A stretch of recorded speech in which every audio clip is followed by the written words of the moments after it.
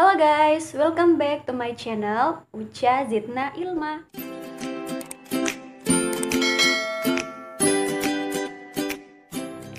Guys, I want ask you something. Apa tujuan hidupmu? Have you find that? Mengutip dari buku The 7 Habits of Highly Effective People karya Stephen R. Covey, untuk menentukan tujuan hidupmu, mulailah dari tujuan akhir. Jika kamu mempertimbangkan apa yang kamu ingin orang katakan tentang dirimu di pemakaman nanti, kamu akan menemukan definisimu mengenai kesuksesan.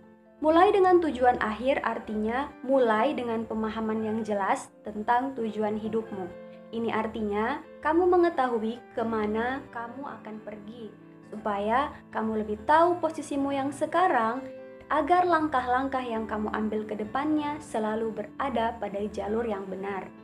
Oke guys, di sini saya tidak akan menjelaskan secara panjang lebar tentang tujuan hidup, tapi saya akan menjelaskan tentang fase perjalanan mencari tujuan hidup, di mana terdapat 4 fase dalam perjalanan manusia mencari tujuan hidupnya. Langsung masuk ke fase yang pertama, yaitu fase tak punya impian.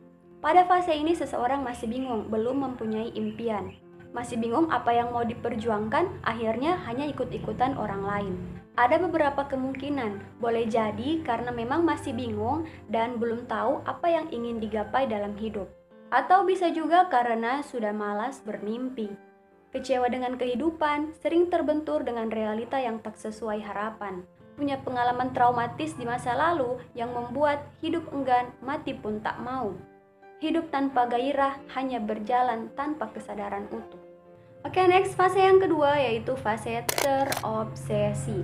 Pada fase ini seseorang sudah mulai memiliki impian, bahkan impiannya besar. Tetapi dengan kondisi jiwa yang masih melekat, tergesa-gesa, dan sangat motivasional. Didominasi oleh nafsu yang sempit meskipun terlihat mulia. Di fase ini ada semangat dan dorongan yang sangat kuat untuk mewujudkan impian. Bahasa khasnya adalah saya harus bisa, saya pasti bisa, pokoknya harus tercapai.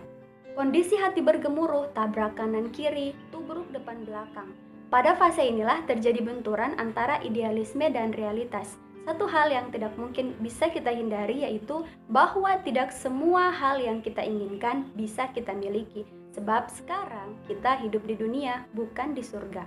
Fase ini adalah titik kritikal. Jika pada fase ini seseorang jauh dari Allah, maka besar kemungkinan ia akan kembali pada fase yang pertama, atau dia akan stuck dan berhenti pada fase kedua ini selamanya.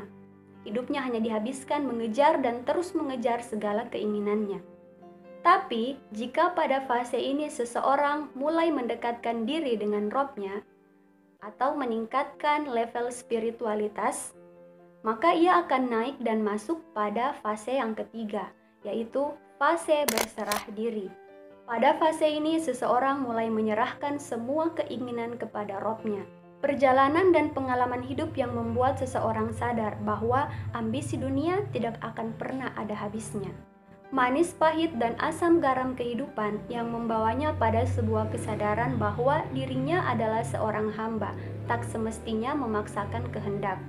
Pada fase ini, seseorang sudah tidak terlalu minat dengan dunia, ego yang sudah tenggelam, dan manut terhadap apapun kehendak Robnya. Namun ini bukan titik aman, karena sifat hati yang mudah terbolak-balik, terkadang diri ini bisa kembali pada fase yang kedua maupun fase yang pertama. Dan ini bukanlah fase puncak. Kalau ini dijadikan fase puncak, maka Islam tidak akan maju.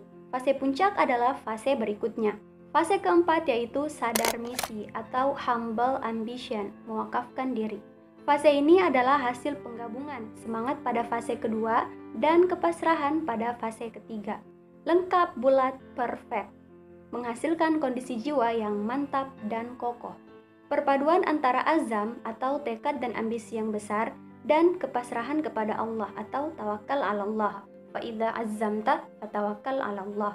Seperti Rasulullah yang berazam pada waktu perang Khandaq.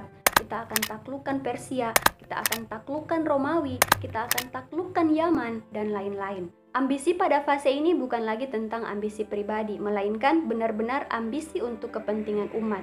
ambisi yang besar, tapi sama sekali bukan tentang dirinya dan bukan untuk dirinya. Bukan untuk dikenal dan menyilaukan orang lain dengan cahaya semu dan aksesoris diri, melainkan untuk menunjukkan cahaya rohnya dan keindahan agama ini. Impian yang dikejar dengan all out, tapi bukan untuk membuktikan apapun kepada manusia, melainkan hanya ingin mempersembahkan pengabdian terbaik kepada rohnya. Impian yang tulus murni, bukan impian yang dihias dengan keindahan kata dari lisan dan didustai oleh hati. Kita baru bisa sampai pada fase ini setelah melewati dan merasakan fase-fase sebelumnya. Tidak bisa shortcut, tidak bisa dipaksakan, dan tidak bisa instan. Meskipun ada yang cepat sampai, ada yang perlu waktu lebih lama, bahkan ada pula yang tidak sampai-sampai. Menutup usia tanpa menyadari misi terpenting dalam hidup, habis waktu hanya untuk memuaskan nafsu diri. Kejadian demi kejadian dalam hidup seharusnya menjadi proses perjalanan yang dapat menempa kita untuk semakin kenal dengan Allah, semakin menyadari misi hidup, dan semakin membersihkan hati. Dan di akhir hidup nanti, semoga kita wafat dalam keadaan sedang mencari ridhonya. Semoga kita bisa sampai pada fase ini. Itu video kali ini, semoga bermanfaat. Sebenarnya apa yang saya sampaikan ini sama sekali bukan berasal dari pikiran saya. Saya hanya mengutip dari buku yang saya baca, yaitu buku Mencari Ikhlas. Ini bukunya.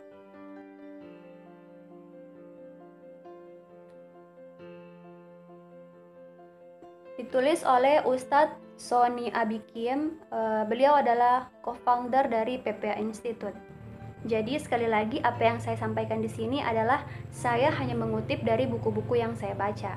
Semoga bermanfaat, dan sebenarnya itu kembali untuk diri saya sendiri. Mengapa? Karena ketika saya cukup membaca untuk diri saya sendiri, saya merasa pemahamannya masih sangat kurang. Tapi ketika saya menyampaikan kepada orang lain, saya jadi lebih paham. So thanks for watching. Wassalamualaikum warahmatullahi wabarakatuh.